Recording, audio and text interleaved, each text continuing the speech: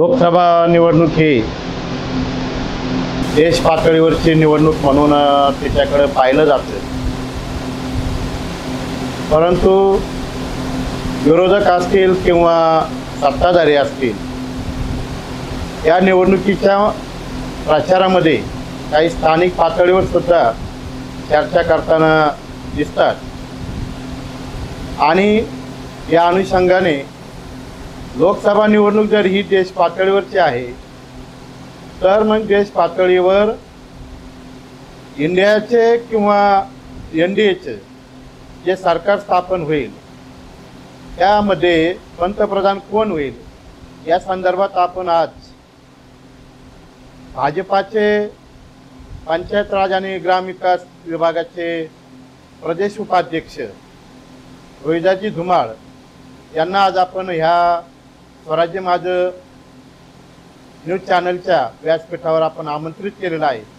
सर्वप्रथम मी त्यांचं आणि आपल्या सर्वांचं या ठिकाणी हार्दिक स्वागत करतो. रोहिदाजी, बऱ्याच वेळा लोकसभा निवडणुकीचा प्रचार चालू असताना विरोधकांकडून शेतकरी असेल, महिला असेल, गरीब कल्याण असेल आणि युवक असेल, यांच्या संदर्भातल्या प्रश्नावर अतिशय मोठ्या प्रमाणावर भडीमार होताना दिसतोय. उदाहरणार्थ, शेतीमालाला भाव नाही किंवा युवकांना रोजगार नाही, महिलांसाठी काही विशेष योजना नाही. तर या संदर्भात आपली काय भूमिका आहे? मला सर्वप्रथम स्वराज्य माझा न्यूज चॅनलचे आभार मानायचे आहेत की आपण ह्या देशात गेल्या 10 वर्षात झालेल्या कामं ह्या जनतेपुढे मांडण्यासाठी मला आज आपण आमंत्रित केलं. त्याबद्दल आमचे गुरुवर्य सातपुते सर आणि स्वराज्य न्यूज चॅनलचे आबासाहेब मंडलिक यांचा मी प्रथमतः आभारी आहे.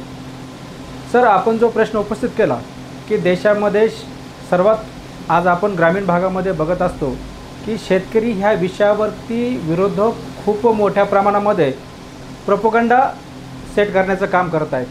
पण मला ह्या माध्यमातून सांगायचं आहे की ह्या देशामध्ये आपण पाहिलं असेल 65 वर्ष साधारणपणे काँग्रेस प्रत्यक्ष अप्रत्यक्षरित्या ह्या देशात सत्तेमध्ये राहिलेली आहे. आपण जर बघितलं तर काँग्रेसच्या ह्या निर्विवाद अशा 55 वर्षाच्या काळात गावापासून तर थेट दिल्लीपर्यंत पूर्ण सत्ता काँग्रेसच्या हातात होते. काँग्रेसने त्यांच्या काळात जेवढी कामं शेतकऱ्यांसाठी केली नाहीत त्यापेक्षा कितीतरी जास्त कामं माननीय मोदी साहेबांनी गेल्या 10 वर्षात शेतकऱ्यांसाठी केलेलं आहे. सर्वप्रथम मी आपल्याला सांगू इच्छितो सर की काँग्रेस काळामध्ये आपल्यालाही माहीत आहे की शरद पवार साहेबांनी कृषी मंत्री असताना 70,000 कोटीची एक कर्जमाफीची योजना आणली होती. पण मला आपल्या माध्यमातून सांगायचं आहे की माननीय मोदी साहेबांनी शेतकऱ्यांसाठी एका योजनेच्या माध्यमातून 2,81,000 कोटी रुपये हे शेतकरी सन्मान निधी या माध्यमातून देशातील शेतकऱ्यांना देण्याचं काम मोदीजींनी एका योजनेतून केलं आहे. म्हणजे 70,000 कोटीचा हिशोब जर पाहिला तर 4 पट रक्कम एका योजनेतून दिली. याही पलीकडे सांगायचं झालं ना तर शेती क्षेत्रामध्ये प्रचंड मोठा काम किंवा प्रचंड मोठा बदल करण्याची सुरुवात मोदीजींनी केली आहे. सर, मला आपणाला सांगावायचं आहे की शेती हे एकमेव क्षेत्र आहे की आपण पाहिलं असेल बाजरीचा एक दाणा आज पेरला तर तो पुन्हा येण्यासाठी किमान 4 महिन्याचा काळ जातो. शेती क्षेत्र हे असंच आहे, खूप मोठं क्षेत्र आहे. आज सुरू केलेले धोरणं प्रत्यक्ष येता 20-20 वर्ष जातात. आपण पाहिलं असेल आज शेतकरी जे उपभोगतोय किंवा शेतकरीची जी आज काही परिस्थिती आहे याला कारणीभूत काँग्रेसचं 1994-95च्या काळातील निर्णय आहेत. सर, आपण पाहिलं असेल सर्वप्रथम काँग्रेसने 1992-93च्या वेळेस गॅट करार स्वीकारला. हा गॅट करार स्वीकारताना ह्या काँग्रेसने किमान जागतिकीकरण स्वीकारताना शेती क्षेत्र जर बाजूला ठेवलं असतं, वगळलं असतं तर आज नक्कीच शेतकऱ्यांना या परिस्थितीचा सामना करावा लागला नसता. 95ला ह्याच काँग्रेसने WTO बरोबर वर्ल्ड ट्रेड ऑर्गनायझेशन बरोबर सुधारित करार करून ह्या शेती क्षेत्राला जगाच्या बाजारपेठेचं स्वाधीन केलं. त्यामुळे शेती क्षेत्रामध्ये आज आपण पाहिलं असेल, तुम्ही जे सांगितलं, आज सोयाबीन हे जे पीक आहे याचा बाजार ठरवण्याचं काम आज जगामध्ये अर्जेंटिना करतं. ऊसाचे बाजार बऱ्यापैकी ठरवण्याचं काम सर्वाधिक ऊसाचं उत्पन्न होणारा देश म्हणून कुठला असेल तर ब्राझील आहे. मकाचे बाजार ठरवण्याचं काम अमेरिका करतं. आज तुम्हाला मी अगदी अभिमानाने सांगू इच्छितो की आज शेतकऱ्यांची परिस्थिती पूर्वीपेक्षा खूप चांगली आहे. आज तुम्ही पाहिलं असेल 2014 पूर्वी गावाची काय परिस्थिती होती, 1400 रुपयाच्या आसपास गावाचे बाजार होते. आज तेच गहू 3000 रुपये विकतात. 2014ला बाजरीचे बाजार 1200 रुपयाच्या आसपास होते सर. आज ती बाजरी 3000 रुपये विकते. आज हरभरा 6500 रुपये विकतोय. आज आपण पाहिलं असेल तर तुमची मूग असेल, तुरीला चांगले बाजार आहेत. सर्वच एक बाजार म्हणजे आज शेतकऱ्यांना एक सोयाबीन सोडता सर्वच याला चांगले बाजार मिळतात. म्हणजे विरोधक असं सांगतात म्हणजे चांगले बाजार म्हणजे वाढलेले बाजार मोदींमुळे वाढलेत असं हे मान्य करत नाही. पण एखाद्या पिकाला जागतिक बाजारपेठेमध्ये बाजार कमी झालं ते मात्र मोदीवरती लुटून ही मंडळी मोकळी होतात. सर मला आपल्याला सांगायचं आहे की बरीच मंडळी सांगतात की एका बाजूला शेतकऱ्यांच्या मालाला कमी बाजार दिला जातात आणि दुसऱ्या बाजूला GSTच्या माध्यमातून शेतकऱ्यांकडून पैसा घेण्याचं काम ही सरकार करतं असं विरोधक इथं नेरेटिव्ह सेट करण्याचं काम करत आहेत.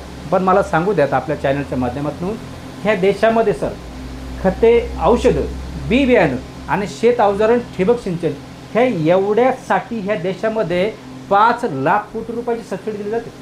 शेतकऱ्याकडून जेवढा GST घेतला जातो त्यापेक्षा जास्त रक्कम ह्या अनुदानाच्या माध्यमातून दिली जाते.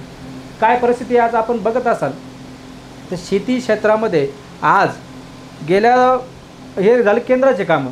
आज तुम्हाला सांगतो राज्य सरकारच्या माध्यमातून आपण पाहिलं आघाडीचा काळ आपण पाहिला असेल. 2.5 वर्षाचा काळ होता. शेतकऱ्यांसाठी फारसं काहीच झालं नाही 2.5 वर्षामध्ये.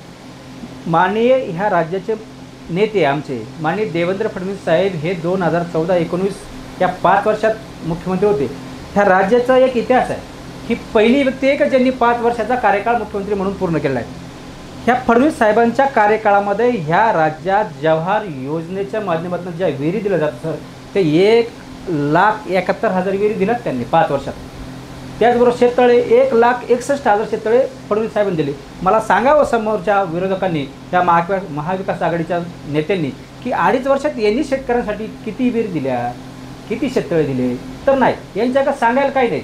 शेती क्षेत्रामध्ये आपण जर बघितलं असेल आज आमच्याकडं रशिया युक्रेनच्या युद्धानंतर रासायनिक खताच्या किमती प्रचंड वाढल्या हे बरोबरच आहे. पण त्याचे कारण आंतरराष्ट्रीय पातळीवरती त्याचे रेट वाढले. आज युरियासारखं एक खत सर्वाधिक लागतं.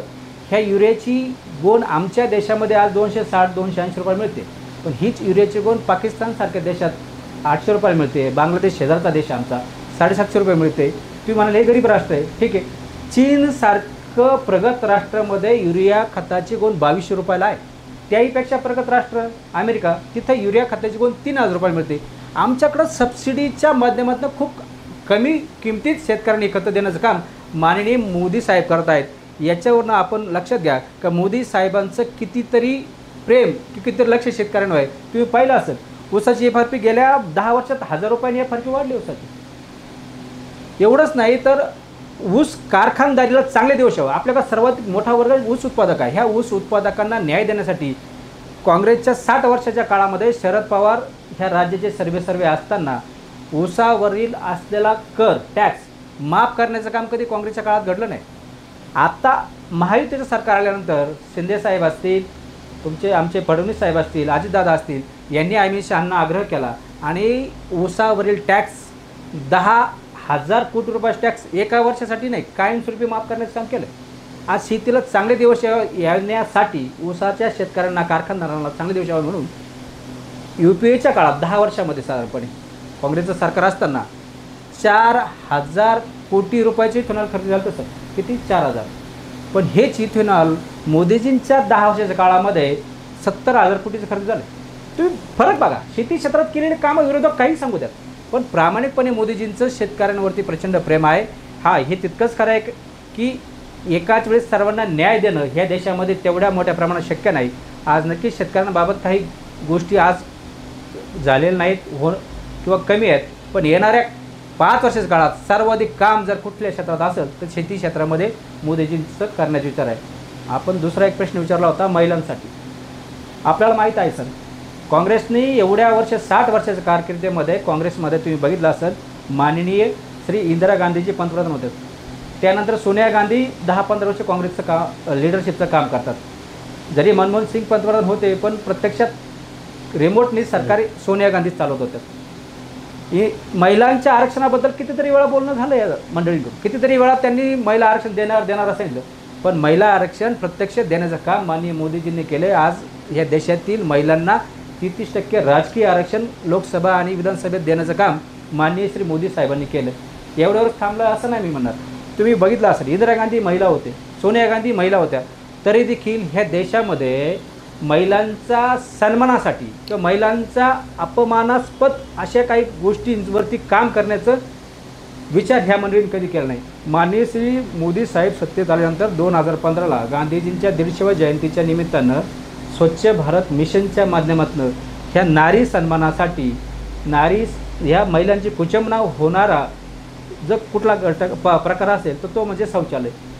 12 कोटी कुटुंबांना शौचालय देऊन ह्या महिलांना होणारी कुचंबना थांबवण्याचं काम प्रथम या देशामध्ये मोदीजींकडून झालं आहे. ह्याच शौचालयाला उत्तर भारतामध्ये इज्जतगड संबोधलं जातं. सर काय परिस्थिती महिलांची, म्हणजे ह्या गोष्टी मोदीजींना प्रथम लक्षात आल्या, याच्यापूर्वी कुणी त्याकडे लक्ष दिलं नाही.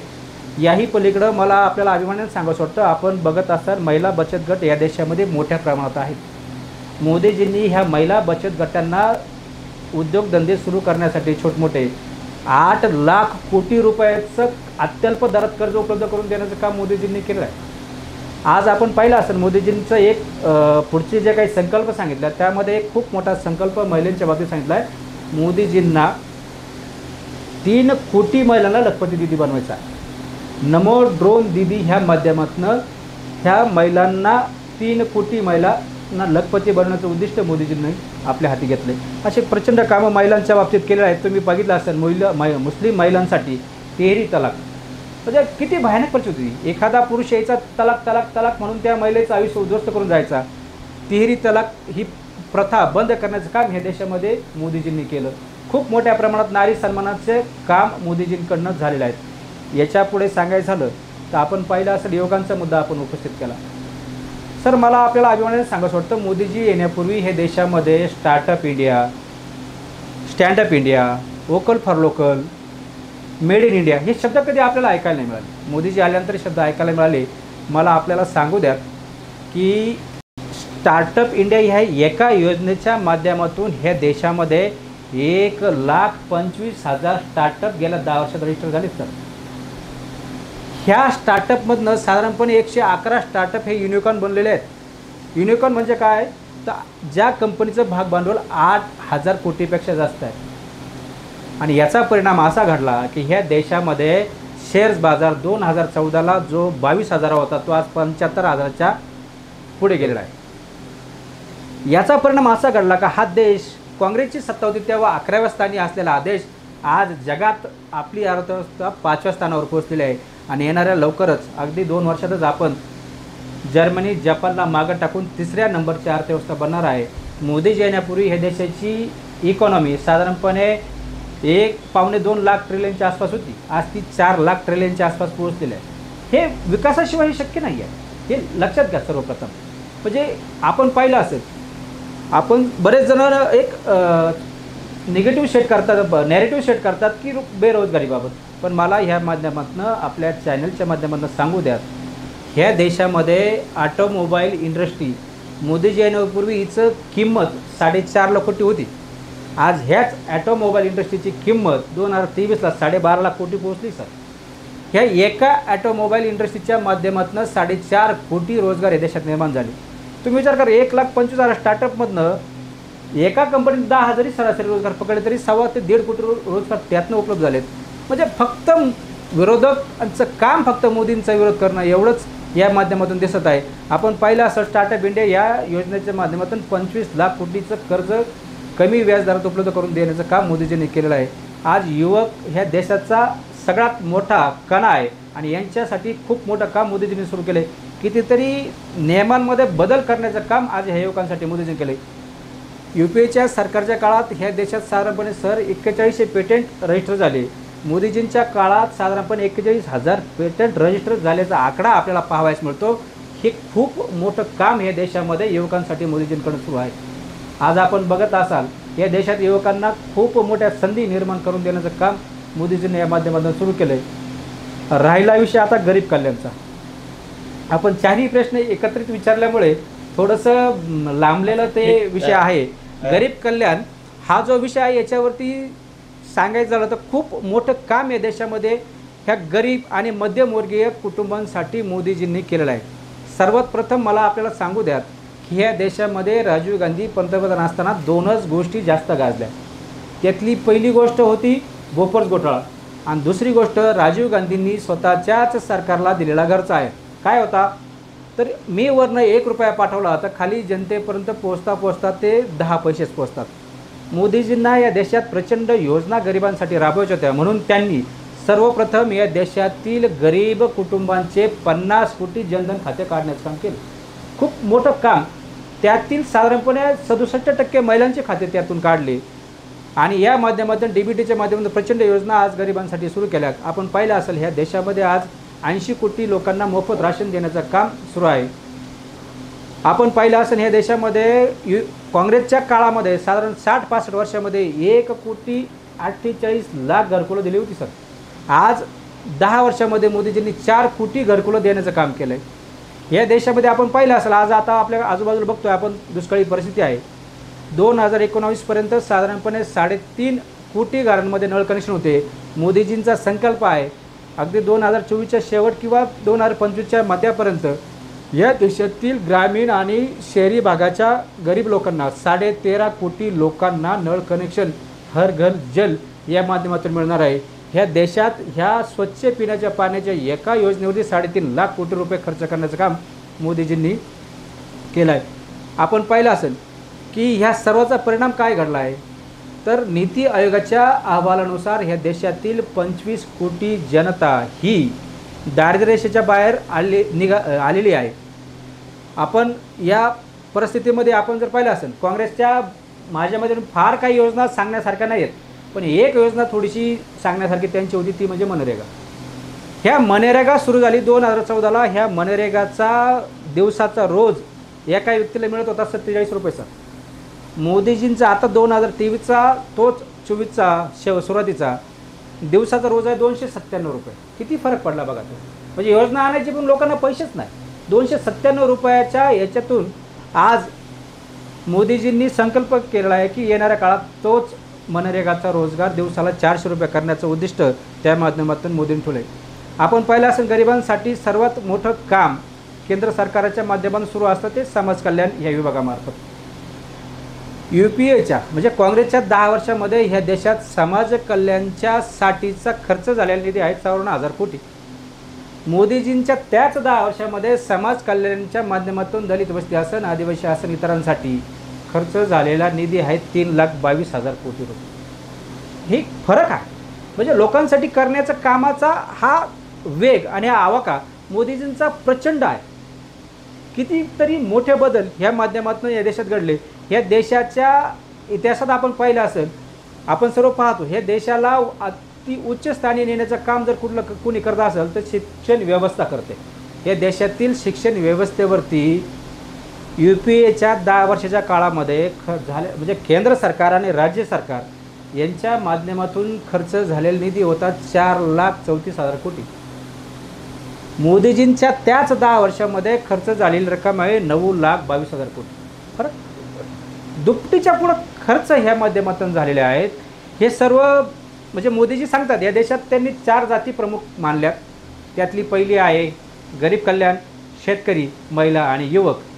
या सर्वांसाठी मोदीजींनी हे एवढ्या मोठ्या प्रमाणात प्रचंड काम केलेलं आहे हे मला आपल्याला या माध्यमातून सांगायचं आहे. या आपण एका बाजूला या सर्व माहिती दिली पण दुसऱ्या बाजूला आपल्यावर आरोप होतोय म्हणजे मोदी सरकारवर की जे बडे भांडवलदार आहेत ज्यांनी बँकांकडून कर्ज घेतलं आणि कर्ज बुडून ते परदेशात गेलेले आहेत आणि इथं मात्र गरिबांकडून कर्ज वसुली जबरदस्तीने केली जाते. या संदर्भात आपलं काय नाही सर्वप्रथम मला आपल्याला सांगायचं आहे की जी बडे भांडवलदार होते यात फक्त आपण सर्वजण 2 नावं सांगतात माल्या, नीरव मोदी पण ही लिस्ट 10-12 जणांची आहे सर. आता ही कर्ज दिली कोणाच्या काळात तर काँग्रेसच्या काळात दिलेले आहेत. काँग्रेसने यांना नियम डावलून कर्ज देण्याचं काम काँग्रेसने केलं आणि आज विरोधक आरोप करतात की ह्या भांडवलदारांचं कर्ज मोदींनी माफ केलं. पण किती प्रचंड खोटा अपप्रचार ही मंडळी करते. आपणालाही माहीत आहे की कुठलीही बँक एखाद्याने आपलं कर्ज भरलं नाही तर ते कर्ज खातं NPAमध्ये जातं. NPAमध्ये गेलेलं खातं हे ती बँक NPA म्हणून म्हणजे बँकेचा तोटा कमी देसा म्हणून ते NPAमध्ये असलेलं खातं ते बाजूला ठेवलं जातं. NPAच्या खात्याला ही लोक मंडळी सांगते कर्जमाफी, म्हणजे हा चुकीचा निर्णय करण्याचं काम ही मंडळी या माध्यमातून करत आहे. आणि माझ्या माहितीप्रमाणे तुम्हाला आनंदाने सांगावंसं वाटतं की मोदीजी आल्यानंतर शेतकऱ्यांसाठी ह्या गरिबांसाठी खूप योजना त्यांनी आणल्या. सर्वात पहिली शेतकऱ्यांसाठी त्यांनी काम केलं असेल ह्या कर्जाच्या बाबतीत तर किसान क्रेडिट कार्ड ह्या माध्यमातून शेतकऱ्यांना बिनव्याजी कर्ज देण्याचं काम आज मोठ्या प्रमाणात होते. आपण पाहिलं असेल काँग्रेसच्या काळामध्ये कितीतरी शेतकरी असे होते का भांडवल नाही म्हणून शेती पडीत ठेवत होते. आज आपण कुठेही जा, भांडवल नाही म्हणून शेती पडीत ठेवण्याची वेळ आज शेतकऱ्यांना येत नाही. खूप मोठी गोष्ट आहे. आणि यातही शेतकरी अगदीच स्वतःहून पुढे येऊन 0% व्याजदर मिळावा म्हणून स्वतःहून कर्ज भरते. कुठल्याही प्रकारचा दबाव या माध्यमातून सरकारचा शेतकऱ्यांवरती नाही आहे. सरकार हे ठामपणे शेतकऱ्यांच्या पाठीमागं उभा आहे. मोदींच्या विरोधात देशामध्ये अनेक पक्ष हे एकत्र येऊन त्यांनी इंडिया नावाची आघाडी केलेली आहे. त्यांचा चेहरा सध्या तरी राहुल गांधी असं दिसतोय. मग राहुल गांधी आणि मोदी यांच्यामध्ये आपण फरक कसा करतो? साधारण गोष्ट आहे. मोदीजी सत्तेत आल्यानंतर आपण पाहिलं असेल 2014ला संसदेत जाण्यापूर्वी मोदीजी संसदेला नतमस्तक होताना ह्या देशातील सर्व लोकांनी पाहिले. आज आपण पाहत असेल मोदीजी ह्या देशाचा जगामध्ये सन्मान वाढवण्यासाठी प्रचंड अहोरात्र दिवस रात्र काम करतायत. जगामध्ये देशाचा सन्मान वाढवण्यासाठी मोदीजींनी आजपर्यंत एकही रजा घेतलेली नाही सर. याचा परिणाम काय झाला? आज जगामध्ये देशाचा मान किती प्रचंड वाढला हे आपण सर्वांनी पाहिलं असेल. आपण पाहिलं असेल, ऐकलं असेल 2014 पूर्वी काँग्रेस काळामध्ये या देशातील VIP अभिनेता शाहरुख खान यांना अमेरिकेच्या विमानतळावरती कपडे काढून तपवलं जात होतं सर. आज देशाचा दबदबा एवढा वाढला आहे का त्याच अमेरिकेमध्ये माझ्या सर्वसामान्य मुस्लिम बांधवाला देखील अशा पद्धतीची वागणूक देऊन तपासलं जात नाही. हा दबदबा आमचा वाढला आहे. आपण सर्व लक्षात घ्या की युक्रेन आणि रशियाचं युद्ध सुरू झालं. ह्या युद्धाच्या वेळी भारतीय विद्यार्थी युक्रेनमध्ये होते बऱ्याच मोठ्या प्रमाणात. मोदीजींनी त्या विद्यार्थ्यांना तिथून भारतात आणण्यासाठी साधारणपणे 24 तास युद्ध थांबवलं होतं. ह्या भारतीय विद्यार्थ्यांबरोबर पाकिस्तानी विद्यार्थी देखील भारताचा झेंडा घेऊन बाहेर पडून युक्रेनमधून सुरक्षित बाहेर पडले. आपण हे पाहिलं असेल. आपण पाहिलं असेल अभिनंदन सारखा आपला सैनिक पाकिस्तानने अगदी 28 तासाच्या आत सोडला होता. आपण पाहिलं असेल काल परवा कुवेतमध्ये साधारणपणे 8 भारतीय सैनिकांना फाशी शिक्षा झाली होती. पण मोदींच्या दबावापुढं ते कुवेत झुकलं. आज त्या सर्व सैनिकांची सुटका झाली. आज आत्ता काल परवा साधारणपणे युद्ध सुरू आहे इराकमध्ये. भारतीय जहाज पकडलं होतं सर तिथे. त्या भारतीय जहाजावरती नंतर त्यांना समजलं साधारणपणे 18-20 भारतीय नागरिक त्यामध्ये आहेत. इराकने भारतीय विदेश मंत्रालयाशी संपर्क साधला आणि भारताला पहिलं आश्वस्त केलं की तुमचे नागरिक निश्चितपणे सुरक्षित आहे. हा आमचा वाढलेला जगामधला दबदबा आहे. आपण सर्व हे लक्षात घ्या. एका बाजूला आपण पाहिलं असेल G20 परिषदेच्या वेळेस आपण पाहिलं देशाचा दबदबा आपण सर्वांनी पाहिलं. मोदीजींबरोबर ही सर्व मंडळी पायातील चप्पल काढून राजघाटावर आपण फिरताना पाहिलं. त्यावेळेस देशातील नागरिकांना म्हणजे अगदी म्हणजे मोदीजींना आपण 56 इंच का छाती म्हणतो पण आमची छाती 56 इंचाची झाल्यासारखं आम्हाला त्या दिवशी जाणवलं. आज आपण पाहिलं असेल देशामध्ये आत्तापर्यंत ब्रिटिशकालीन काही गोष्टी आपण तशाच चालवत होतो किंवा त्याच माध्यमातून आपला देश पुढे जात होता. आज पहिल्यांदा ह्या देशाला स्वतःचं ह्या लोकशाही जगातील सगळ्यात मोठ्या लोकशाहीला स्वतःची संसद उपलब्ध करून देण्याचं काम मोदीजींनी केलं. दुसरीकडे राहुल गांधी आपण पाहिलं असेल आज निवडणूक सुरू झालेली सर. मला तुम्ही सांगा या माध्यमातून मोदीजींचं दिवस भरण्याचं फिरणं आणि राहुल गांधींचं निवडणुकीच्या काळात ही मंडळींना घर सुटत नाही. निवडणुकीच्या काळामध्ये ही मंडळी ह्या उन्हात रंगरंत्या उन्हात फिरत नाही, आराम करतात. आपण पाहिलं असेल राहुल गांधी निवडणुकीच्या काळात जर देशाची वेळ देऊ शकत नसेल तर इतर वेळेस ही काय वेळ देणार आहे हा सर्वात मोठा प्रश्न आहे. आणि दुसरी गोष्ट हेच राहुल गांधी चीनला जातात, जगात इतर ठिकाणी जातात आणि या देशाची बदनामी करण्याचं काम जर राहुल गांधी करत असेल तर देशातील नागरिकांना कळतं आहे की मोदीजी की राहुल गांधी. उलट आमच्यासारख्या कार्यकर्त्यांना वाटतं राहुल गांधी हेच आमचे स्टार प्रचारक आहे. राहुल गांधी जेवढं ही विरोधक राहुल गांधीला पंतप्रधान म्हणून जेवढं प्रमोट करणार आहे तेवढं जास्तीत जास्त मतदान ही जनता मोदीजींना टाकणार आहे, असं मला या माध्यमातून आपल्याला सांगावं वाटतं. परवा दिवशी रुपटे यांच्यासाठी श्रीरामपूरला मला वाटतं काल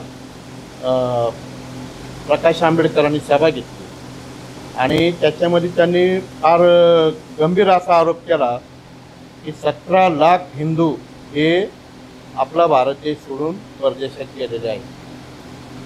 याबाबत आपलं काय? नाही, काय आहे, आपण सर्वांना माहितीच आहे की आपण पाहिलं असेल जगाचा विचार केला तर या देशामध्ये 56 इस्लामिक राष्ट्र आहेत. तुम्ही मला सांगावं, हिंदूंना म्हणण्यासारखं असं कोणतं राष्ट्र आहे जगात? आज हा देश आपण पाहिला असेल की आज ह्या देशामध्ये एकंदरीत असं वातावरण तयार करण्याचं काम विरोधक करत आहेत, हिंदू मुस्लिम. मला या माध्यमातून सर्वप्रथम सांगायचं आहे, हे देशामध्ये पूर्वी फक्त काँग्रेस सरकार फक्त मुस्लिम करत होतं. आज मोदीजी आल्यानंतर प्रथम त्या देशामध्ये हिंदू आणि मुस्लिम ह्या दोघांचा विचार सुरू झाला. या देशात काँग्रेसने जाणीवपूर्वक मतदानाच्यासाठी 370 काश्मीरला दिलेलं हे जे विशेष कलम आहे हे त्यांनी जाणीवपूर्वक ह्या दोन यांच्यामध्ये कायमस्वरूपी वादग्रस्त कसं वातावरण ठेवते आणि यासाठी 370 कलम एवढ्या दिवसापासून ठेवलं. आज मोदीजींनी 370 कलम रद्द करून हा वादाचा मुद्दाच संपवला आणि हाच रोष आहे या विरोधकांचा. दुसरी गोष्ट होती, ह्या देशामध्ये एक वादग्रस्त हिंदू मुस्लिम म्हणून वाद लावण्याचं काम काँग्रेसने गेल्या 60-70 वर्षात केलं, ते म्हणजे राम मंदिर. मला सांगा सर, आज राम मंदिर कोर्टाच्या निकालानंतर आज राम मंदिराची निर्मिती झाली. हीच काँग्रेस सांगत होती की या देशामध्ये अराजकता माजल, हे होईल ते होईल, दंगली होतील, असं काही घडलं? मग मला सांगा, हेच राम मंदिर जर काँग्रेसने 1960 साली या देशात निर्माण केलं असतं तर असा प्रकार त्या काळात तर काहीच नव्हता, मीडिया नव्हता, एवढी मोठी संख्या नव्हती, असले काही प्रकार घडणारे नव्हते, तरी काँग्रेसने ते केलं नाही. का नाही? तर काँग्रेसला कायमस्वरूपी हिंदू मुस्लिम ह्या गोष्टीचं राजकारण करून मुस्लिम मतदान मिळवण्याचं काम काँग्रेसला करायचं होतं. आज मोदीजींनी देशाच्या विकासामध्ये असलेले सर्वात मोठे 2 अडसर होते. एक, तुम्ही विचार करा ना सर, कालपर्यंत काँग्रेसच्या काळामध्ये पाकिस्तान काश्मीर मागत होता, आज तो पाकिस्तान मोदीजींच्या काळात भीक मागत आहे. आज त्या पाकिस्तानमध्ये खायला आटा नाही. ही परिस्थिती आज मोदीजींच्या काळात घडली. गेल्या 10 वर्षामध्ये ह्या देशामध्ये मोदीजींनी आणलेल्या सर्व योजना हा कुठलाही भेदभाव न करता आणल्या. सबका साथ सबका विकास. आपल्याही भागात आपण पाहिलं असेल, घरकुल योजना हिंदूंना मिळते, मुस्लिमांना मिळते, जनधन खातं दोन्हींचंही झालं आहे. तुमची आयुष्यमान भारत योजना, ह्या योजना आपण जर बघितलं असेल, कुठेही जा तुम्ही, सर्वात जास्त प्रमाणामध्ये याचा लाभ घेताना आपल्याला मुस्लिम समाज दिसतोय. आज या देशामध्ये एका कुटुंबाला म्हणजे प्रत्येक व्यक्तीला 5 लाख रुपयाचा मोफत उपचार देण्याचं काम सुरू आहे. एका कुटुंबात 4 सदस्य जरी आपण म्हटलं तर 20 लाख रुपयाची हमी मोदीजी घेतात उपचाराच्या बाबतीत. आज सर्वात जास्त मोठ्या प्रमाणात मुस्लिम समाज तिथं आज उपचार घेत आहे. सर्वच योजनांमध्ये हिंदूंबरोबर मुस्लिमांनाही सर्व योजनांचा लाभ मिळत आहे. मोदीजी कुठल्याही प्रकारे हिंदू मुस्लिम करत नाही, ही मंडळी करते. आणि मला आपल्याला सांगावायचं आहे की ह्या देशामध्ये मोदीजी येण्यापूर्वी साधारणपणे 4 कोटी लोक इन्कम टॅक्स भरत होते. आज हा आकडा 8.5 कोटीपर्यंत पोहोचला आहे. मला या माध्यमातून सांगायचं की काही यातील मंडळी आहेत का ज्यांना बाहेर त्यांची मुलं सर्व्हिसला होते, बाहेर त्यांची मुलं व्यवसाय करतायत. ह्या देशाची राज्यघटना लिहिली त्यावेळेस डॉक्टर बाबासाहेब आंबेडकरांनी असं सांगितलं होतं की ह्या देशात इंग्रजी शिक्षण फक्त 15 वर्ष असेल, नंतर ते बंद केलं पाहिजे. पण आमच्या देशामध्ये इंग्रजी आजपर्यंत कायम ठेवली. आमच्या देशातील टॅलेंट इंग्रजी शिक्षण कंपल्सरीमुळे सगळं विदेशात गेलं सर. आणि त्या माध्यमातून त्यांची गेलेली जी बाकीची मंडळी त्यांच्यामुळे ही काही हिंदू मंडळी आज परदेशात शिफ्ट झालेली आहे. मला आज अभिमानाने सांगावंसं वाटतं की मोदीजी आल्यानंतर शिक्षण क्षेत्रामध्ये आमूलाग्र बदल घडवण्याचं काम त्यांनी केले.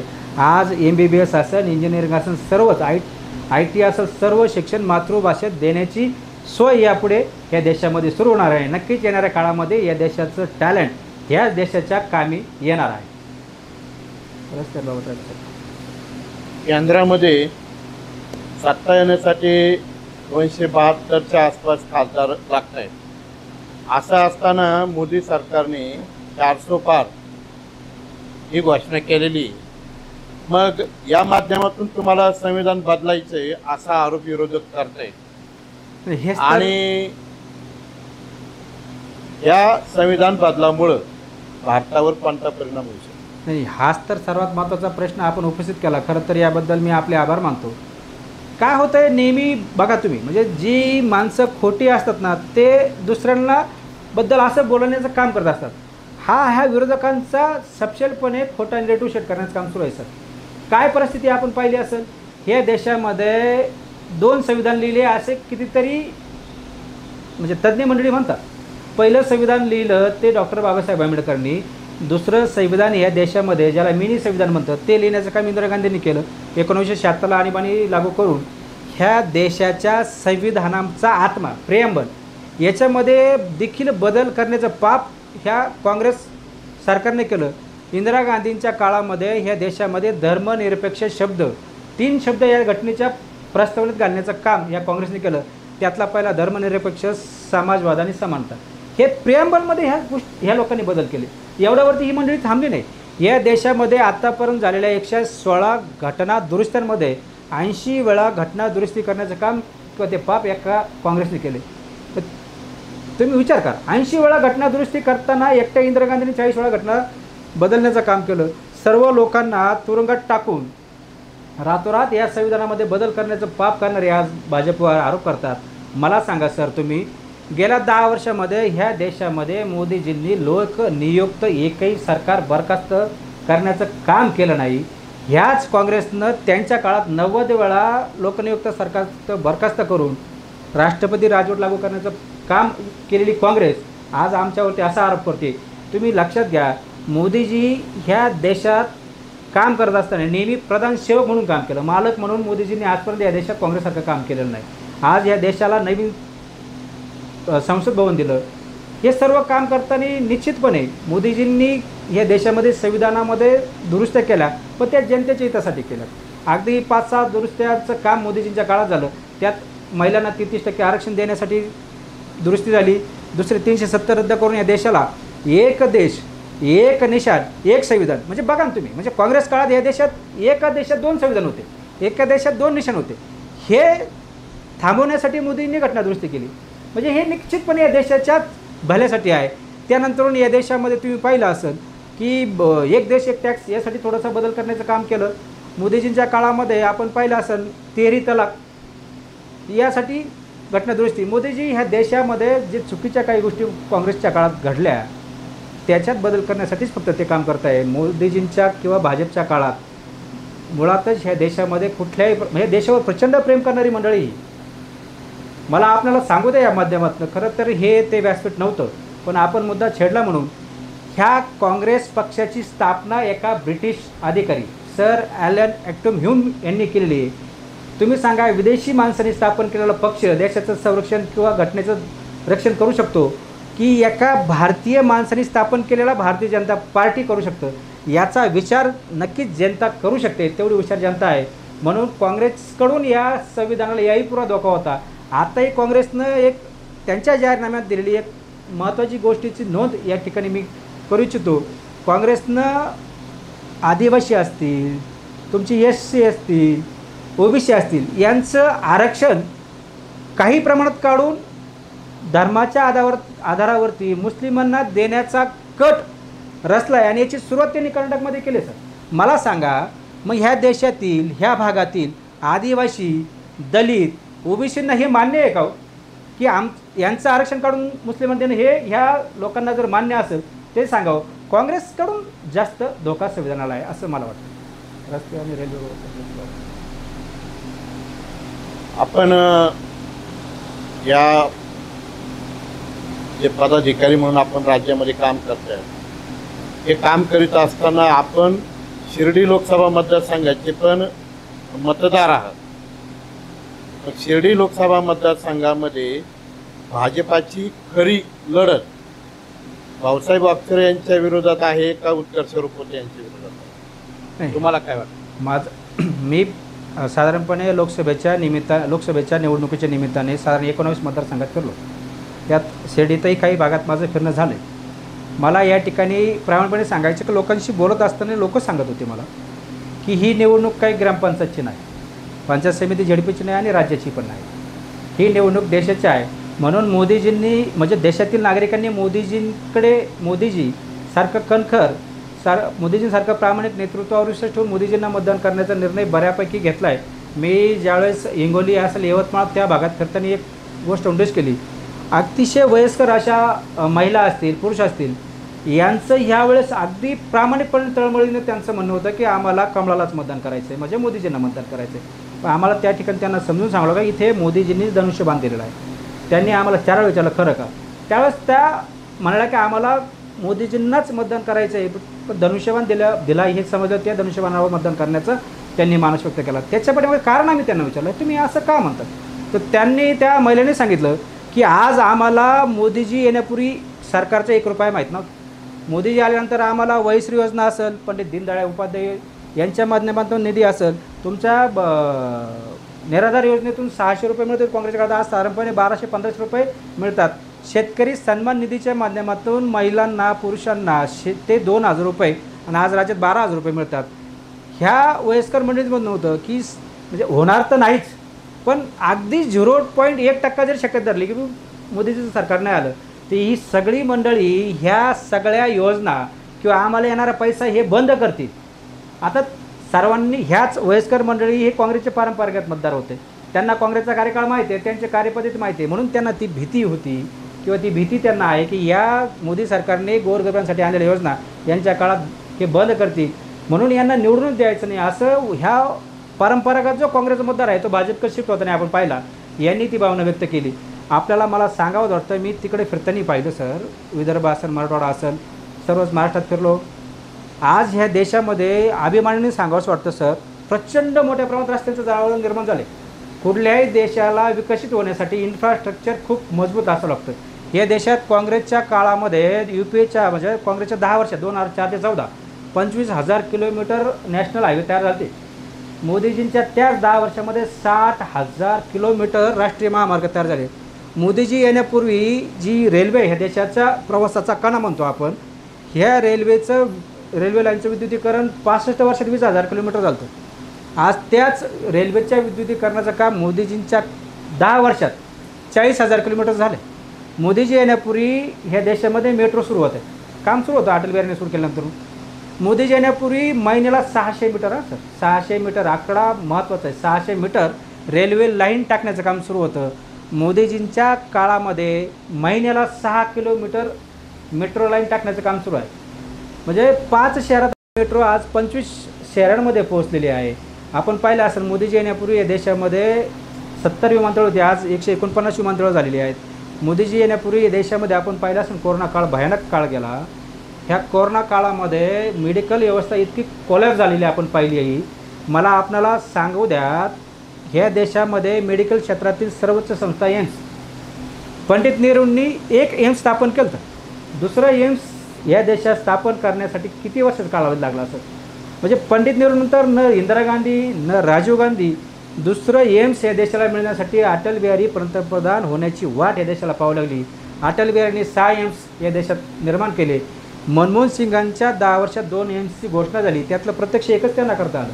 म्हणजे मोदीजी येण्यापूर्वी 8 एम्स या देशात होते. आज काय परिस्थिती आहे, 23 एम्स या देशात आज आहे, त्यातले 20 प्रत्यक्ष सुरू आले, 3 लवकर सुरू होतात. मेडिकल सीट्स मोदीजी येण्यापूर्वी या देशामध्ये साधारणपणे 51,000 मेडिकल सीट होते. आज ती संख्या दुप्पट झाली. MBBSची सीट सांगतोय मी तुम्हाला, आज दुप्पट 1,02,000च्या आसपास मेडिकलची सीट्स या देशामध्ये पोहोचले. मेडिकल कॉलेज प्रचंड वाढले, तुमचे IIT वाढले, तुमचे IIM सर्व तुमच्या विद्यापीठांची संख्या देखील 10 वर्षात प्रचंड वाढली. मोठ्या प्रमाणामध्ये काम मोदीजींच्या माध्यमातून या देशामध्ये सुरू आहे. ह्या देशामध्ये मला फक्त शेवटचे महत्त्वाच्या 2 गोष्टी आपल्याला सांगायचं आहे. एक म्हणजे शेती ह्या विषयावरती विरोधक बोलतात. 2014चं म्हणजे शेवटचं काँग्रेसचं शेतीचं बजेट होतं 25,000 कोटी. मोदीजींनी जे शेवटचं बजेट सादर केलं शेतीचं, तो आकडा आहे 1,25,000 कोटी. या देशात सर्वात मोठा घटक आणि ज्यांच्यासाठी वेगळं बजेट आहे असा आदिवासी समाज. मोदीजी येण्यापूर्वी UPAचं शेवटचं बजेट होतं 27,000 कोटीचं सर. आपण हे आकडे जाणीवपूर्वक तपासून बघा. मोदीजीचं आत्ताचं शेवटचं आदिवासींचं बजेट हे 1,41,000 कोटीचं बजेट ह्या देशात आदिवासींसाठी दिलं आहे. मला हे का सांगायचं आहे तर आपल्या भागात सर्वाधिक आदिवासी मतदार आहे. ह्या देशामध्ये दलितांचा पहिल्यांदा सन्मान करण्याचं काम मोदीजींनी केलं. डॉक्टर रामनाथ कोविंद यांना राष्ट्रपती करू त्याचप्रमाणे ह्या देशामध्ये आदिवासींचाही सर्वोच्च बहुमान सन्मान करण्याचं काम हे मोदीजींनी केलं. डॉक्टर द्रौपदी मुर्मू यांना राष्ट्रपती करू म्हणजे सर्वच घटकांना न्याय देण्याचं काम या देशात प्रथम मोदीजींच्या काळात होताना आपण पाहिलं असेल. मग असं असेल तर या देशातील जनता जर मोदीजींच्या मागं ठामपणे उभी राहत असेल तर विरोधकांचं पोट दुखण्याचं काही कारण नाही असं मला या निमित्ताने सांगावंसं वाटतं. उत्कर्षा रुपवते या वंचित आघाडीच्या उमेदवार आहेत. हे अकोले तालुक्याच्या भूमिकांनी आहेत. त्यांना जर जेवढं काही मतदैक्य मिळेल त्याचा फटका लोखंडे साहेबाला बसेल का वागचोरे साहेबांना बसेल? नाही, मी थोडंसं राहिलो होतं ते तुमचा प्रश्न आता मला आपल्याला सांगताना अभिमान वाटतो की ह्या अकोले तालुक्याच्या कन्या उत्कर्ष रुपवते ह्या खूप उत्तम अशा प्रकारच्या वक्त्या आहेत.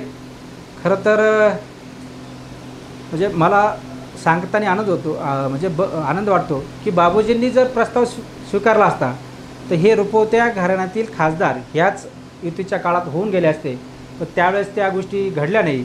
आज उत्कर्षा रुपवतोय म्हणजे मला सांगताना असं नक्कीच जाणवतंय की ह्या मतदारसंघातील खरी लढाई ही महायुतीच्या उमेदवार लोखंडे साहेब यांची ही आघाडीचे उमेदवार वागचोरे साहेबांशी मुळात नाहीच आहे. ही लढाई खऱ्या अर्थानं वंचित बहुजन आघाडीच्या उत्कर्ष रुपवते यांच्याबरोबरच आहे असं तरी चित्र सध्याला दिसत आहे. कारण की आपण पाहिलं असेल ह्या देशाची ही निवडणूक आहे. ह्या निवडणुकीमध्ये राज्यात काय झालं काय घडलं यासाठी मतदान करण्यासाठी नक्कीच विधानसभेच्या निवडणूक आहेत. म्हणून आज महाविकास आघाडीच्या उमेदवार ह्या रेसमध्ये आहेत असं दिसत नाही. आपण पाहिलं असेल शिर्डीला महाविकास आघाडीच्या उमेदवाराची अर्ज भरण्याची सभा होती. ह्या सभेमध्ये काँग्रेसच्याच एका नेत्याने त्यांना घरचाहेर दिला. ही महाविकास आघाडी सभेमध्ये पिण्यासाठी पाणी देऊ शकत नाही एका व्यक्तीला. ती व्यक्ती 200 रुपये द्यायला तयार होते पाणी मिळवण्यासाठी. ही महाविकास आघाडी या राज्यातील जनतेची ताण कशी भागवणार हा प्रश्न या मतदारसंघात निर्माण झाला. आणि याचमुळे त्याच दिवशी ही निवडणूक सेट झाली. महाविकास आघाडीचे उमेदवार विरुद्ध उत्कर्ष रुपवते अशीच लढत या मतदारसंघात होताना आपल्याला बघावयास मिळेल असं हे माझं वैयक्तिक मत आहे. त्यांना जी मतं पडतील त्याचा फटका भाऊसाहेब वागचोरेंना पडणार का? स्वाभाविकच आहे ना की सुरुवातीला आपण पाहिलं असेल उत्कर्ष रुपवते येण्यापूर्वी ही लढत लोखंडे विरुद्ध वागचोरे होते. उत्कर्ष रुपवते आल्यानंतर जर भाऊसाहेब वागचोरे मागे जात असतील तर निश्चितपणे भाऊसाहेब वागचोरेंचं मतदान हे पर्याय मिळाल्यामुळं उत्कर्ष ताईंकडे शिफ्ट होताना आपणा सर्वांना दिसत आहे. आणि आपण पाहिलं असेल की राजकीय अनुभवाच्या बाबतीत लोखंडे साहेबांचा अनुभव प्रचंड आहे. आपण त्यानंतर पाहिलं असेल की उत्कर्ष ताईंनी देखील अगदी तळागाळात मोठ्या प्रमाणात कामं करण्याचं काम या मतदारसंघात केलं आहे. त्या तुलनेत भाऊसाहेब वागचोरे 10 वर्ष आपण पाहिलं असेल पोलाट उड्या मारण्यापलीकडे काही केलं नाही. काल परवा भाऊसाहेब वागचोरे भाजपकडे होते म्हणजे त्यावेळेस काँग्रेसमध्ये गेले, काँग्रेसकडून भाजप गेले, मग आता पुन्हा त्यांना म्हणजे हे लोभी आहेत. यांना खासदारकीचा लोभ आहे म्हणून हे पक्ष बदलत जर फरत असतील तर लोक यांच्यावर विश्वास ठेवणार नाही. हा म्हणजे अगदी हास्यास्पद आहे. काल परवापर्यंत जे यांच्यासाठी प्रचार करत फिरत आहेत हेच त्यांना गद्दार म्हणून हिणत होते. मग अशा परिस्थितीमध्ये निश्चितपणे लोकांना ऑप्शन मिळाला आहे उत्कर्षताई रुपवते या वागचोऱ्यांच्या ऐवजी तर नक्कीच ते मतदान तिकडे शिफ्ट होणार आहे. परंतु मोदीजींच्या कामाच्या बळावरती कारण की मोदीजींना पंतप्रधान होताना याही मतदारसंघातून भाऊसाहेब लोखंडे साहेबांच्या रूपाने एक खासदार तिथं हात वर करताना ह्या मतदारसंघातल्या जनतेला पाहायचं आहे. आणि आपण म्हणाल कामं तर वागचोरे साहेबांनी ह्या मतदारसंघात फक्त अकोल्यामध्ये जलजीवन मिशनची 300 कोटीपेक्षा जास्त कामं सुरू आहेत. या मतदारसंघामध्ये साधारणपणे 2.5 लाख शेतकऱ्यांना शेतकरी सन्मान निधी सुरू आहे. साधारणपणे 11-11.5 लाख कुटुंबांना मोफत रेशनचा लाभ या मतदारसंघात मिळत आहे. साधारणपणे आपण पाहिलं असेल 1.5 लाख कुटुंबांना नळ कनेक्शनचं जोडण्याचं काम या मतदारसंघात सुरू आहे. साधारणपणे आपण बघितलं असेल उज्ज्वला गॅस असेल, तुमचं घरकुल असतील, प्रचंड मोठ्या प्रमाणात देण्याचं काम वाकचौरे साहेब खासदार असताना केंद्राच्या माध्यमातून सुरू आहे. आपण पाहिलं असं वाकचौरे साहेबांनी गेल्या महायुतीचं सरकार आल्यापासून राज्यात प्रचंड मोठ्या निधी आणण्याचं काम या माध्यमातून केलेलं आहे आणि भविष्यामध्ये देखील प्रचंड मोठ्या प्रमाणामध्ये योजना राबवण्याचा मोदीजींचा मनस आहे. मोदीजी सांगत होते हा तर ट्रेलर आहे, पिक्चर बाकी आहे. जर ह्या मतदारसंघात प्रचंड मोठ्या प्रमाणात कामं व्हावी अशी जर सर्वांची इच्छा असेल तर निश्चितपणे विरोधकाचा खासदार देऊन काहीच उपयोग नाही. आपण पाहिलं असं सध्या राजकारणावर, महाराष्ट्राच्या राजकारणात, की विरोधी पक्षाच्या व्यक्तीला फारसा विकास करता येत नाही, म्हणून आपण कितीतरी बदल होताना या राज्यात पाहिले. म्हणून मला या माध्यमातून, आपल्या चॅनलच्या माध्यमातून ह्या मतदारसंघातील सर्वांना विनंती करायची आहे, सर्व मतदारांना, सर्वप्रथम आपण सर्वांनी मतदानासाठी बाहेर पडा. मोदीजी अहोरात्र काम करत आहे देशासाठी. एकही दिवस सुट्टी न घेता काम करणारा व्यक्ती आज आपल्याकडे एक मतदानाच्या रूपाने मत मागू इच्छितो. आपण उन्हाचं किंवा इतर कुठलंही कारण न देता सर्वात मोठ्या प्रमाणामध्ये मतदान करावं व महायुतीच्या उमेदवाराला आपण या मतदारसंघातून निवडून देऊन मोदींना बळ देण्याचं काम या माध्यमातून करावं अशी मी आपणा सर्वांना विनंती करतो. आज आपल्याकडे भाजपा पंचायत राज आणि ग्रामविकास विभागाचे प्रदेश उपाध्यक्ष सन्माननीय रोहिदाजी धुमाळ या ठिकाणी आले आणि ही लोकसभा निवडणूक देशासाठी किती महत्त्वाची आहे हे त्यांनी या मुलाखतीतून स्पष्ट केलेलं आहे. त्यांनी आज जे स्वराज्य माझा न्यूज चॅनलसाठी जो वेळ दिलेला आहे त्याबद्दल मी चॅनलतर्फे त्यांचे ह्या ठिकाणी आभार व्यक्त करतो. धन्यवाद.